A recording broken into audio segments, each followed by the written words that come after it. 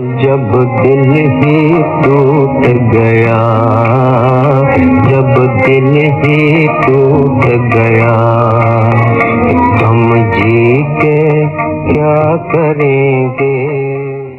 क्या कोई इंसान वाकई सिर्फ दुख की वजह से मर सकता है?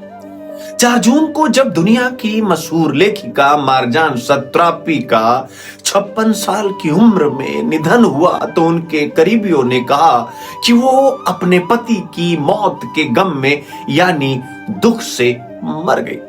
आइए इसके पीछे के मेडिकल साइंस और फैक्ट्स को समझते हैं। एम्स नई दिल्ली की साइकियाट्री प्रोफेसर डॉक्टर ममता सूद के मुताबिक इंटेंस ग्रीफ हमारे शरीर में ताकोत्सुबो कार्डियोमायोपैथी को ट्रिगर कर सकता है। इसे आम भाषा में कहते हैं ब्रोकन हार्ट सिंड्रोम। यह खबर आज इंडियन एक्सप्रेस अखबार में छपी है।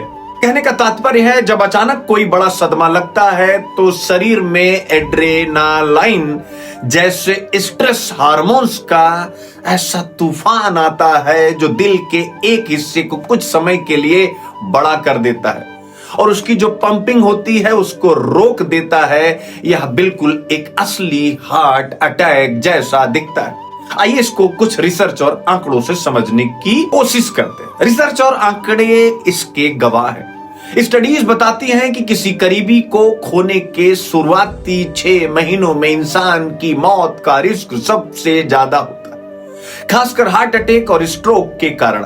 और चौंकाने वाली बात यह है कि पुरुषों में यह खतरा कई सालों तक बना रहता है क्योंकि उनमें डिप्रेशन, सुसाइड और दिल की बीमारियों का रिस्क इससे बहुत बढ़ जाता है। इसका दिमाग पर क्या असर होता है? थिंक लैब की नजर से देखें तो दुख सिर्फ दिल पर नहीं दिमाग पर वार करता है।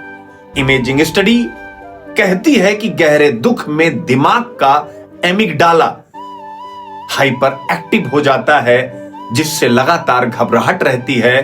प्रीफ्रंटल कॉर्टेक्स अंडर एक्टिव हो जाता है जिससे ब्रेन फॉग यानी सोचने समझने में धुंधलापन आता है। इस दौरान शरीर का स्ट्रेस रिस्पांस पाथवे जिसे हम HPA एक्सिस कहते हैं हफ्तों तक कॉर्टिसोल हार्मोन के लेवल को हाई रखता है। नतीजा इम्यूनिटी ठप और नींद गायब और मरने का चांस बढ़ जाना।